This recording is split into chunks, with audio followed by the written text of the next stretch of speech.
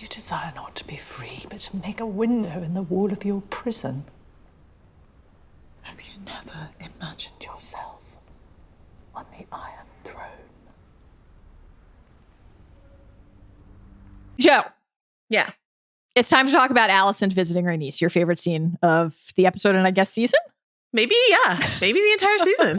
When Alicent goes to see Rhaenys, tell her about Viserys, and pitch her on joining Team Green. And Detective Rhaenys, you labeled Elrond Detective Elrond in our Rings of Power finale chat, and it's sticking. So we're here with Detective Rhaenys now. Immediately sniffs out. You're doing a coup. You're doing a coup? Oh, you should just say you were doing a coup. Boy. Scoffs. An actual sound, amazing. Yeah, the idea that this was Viserys's dying wish. Incredible performances for both Olivia Cooke and Eve Best in the scene. Just remarkable. Part of the reason that Rhaenys scoffs at this is because, Joe, she, like us, is old enough to remember when Viserys labored for 15 minutes down the length of the throne room to defend Rhaenyra as chosen heir and Luke, her child, and the rightful, in their mind, Lord of the Tides, because it was one day ago in the story. Yeah. It's last night. Yeah. But that's not going to stop Alicent. Believe it or no, it is of no consequence, she says. Aegon will be king. Did that remind you of the Rhaenys Rhaenyra what does it matter conversation at all from last week? I'm fascinated to track this competing nihilistic streak and really hell-bent pursuit to change and shape the course of events that these characters are experiencing all at once. That's interesting. That hadn't occurred to me. But I also love nihilism, as you know. I have it embroidered on a pillow, so I'll be on the lookout for future nihilistic streaks. Amazing. What did you make of Alicent's pitch in an episode where she is trying to avoid Rhaenyra's death and ensure her life, that this recruitment boils down to, what has Rhaenyra ever done for you? I mean, it's not a bad tactic, right? To bring up Laenor. Your son cuckolded. Rhaenyra's heirs are none of yours. And we talked last week about Rhaenyra coming to Rhaenys and the important wild card that Rhaenys played was last week. And Rhaenyra was smart enough to come down to the Godswood and make her a pitch that worked. And so Alicent's like, my turn. Right. Okay. Yeah. Because not only is she a wild card as a human, but she's got big old fuck off dragon. So I would like her on my side. And so I think it's mostly smart. Yeah. Yeah. What she does here. I think so too. And especially because we had that The Stranger Has Visited Me More Times Than I Can Count, just agonizing moment with Rhaenys last week. And we know the way that loss and grief has defined her life. This is a much savvier pitch. What's the alternative? Yeah, I know, reminding her, hey, I know that your grandkids are with her. You probably want to go make sure they're okay. No, this is the thing you have to do. How have these characters helped you get the thing you want?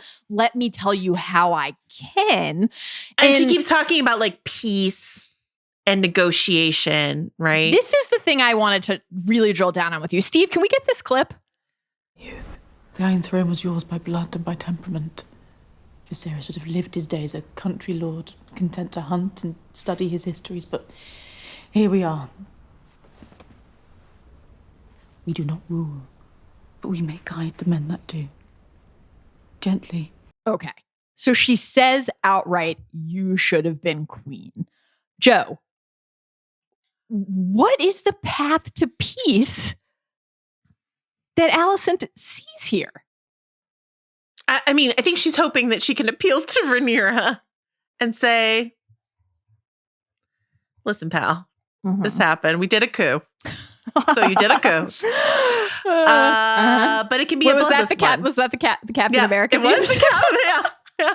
I turned my chair around and I straddled it and I said, so you did a coup. Thank you for reading my mind. That's exactly what I was referencing. I love But you know, I do believe that Alicent naively thinks there's a way that she and Rhaenyra can get out of this alive and maybe friends, you know? But here again, she's talking about exactly what Rhaenys is about to call her out for, but she says, you know, we do not rule, but we may guide the men that do. It's fascinating to me that Rhaenys seems to take such umbrage, maybe not specifically at this, but there's something, Alicent puts a foot wrong in this, right? In terms of the response she gets from Rhaenys. But when Rhaenys has had those conversations with younger Rhaenyra, where Rhaenys is like, this is just the way it is. The order of things, Men would sooner, you know, sooner see the realm burn than put a woman on the Iron Throne, right? And so Rhaenys seems resigned to the sexist order, and she's still clearly, she's put it behind her. She's done, whatever. So maybe it's the stinking hypocrisy that bothers her, that Alicent comes to her and says, because the moment she seems to lose her is she says, if you want Driftmark, like you and your granddaughters can have it, you should have it for you and your granddaughters to pass on as you see fit. Right? Yep.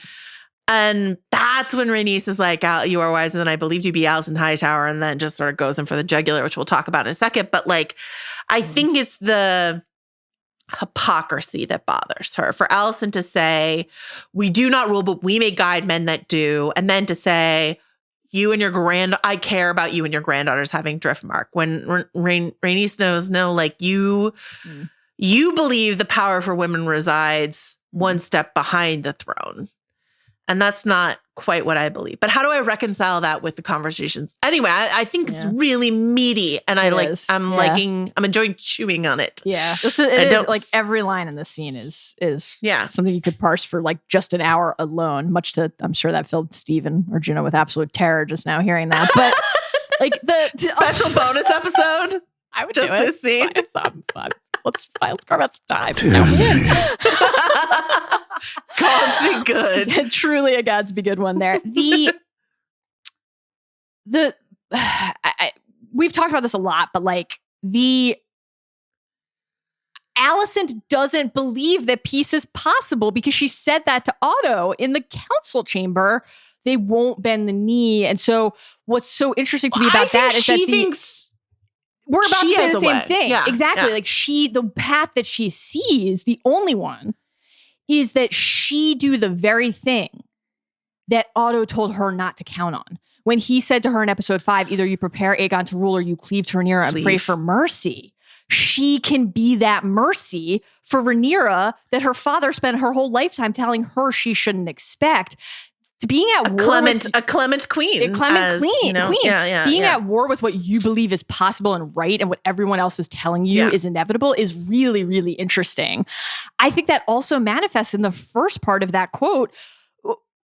Invoking blood and temperament to say that Rhaenys should have been queen over Viserys, to me is like one of the in the running for the most interesting moment of the episode. Because like, how can you acknowledge that while you're making the push for Aegon to be king over Rhaenyra? That's that hypocrisy again, right? And I think Rhaenys identifies that there too.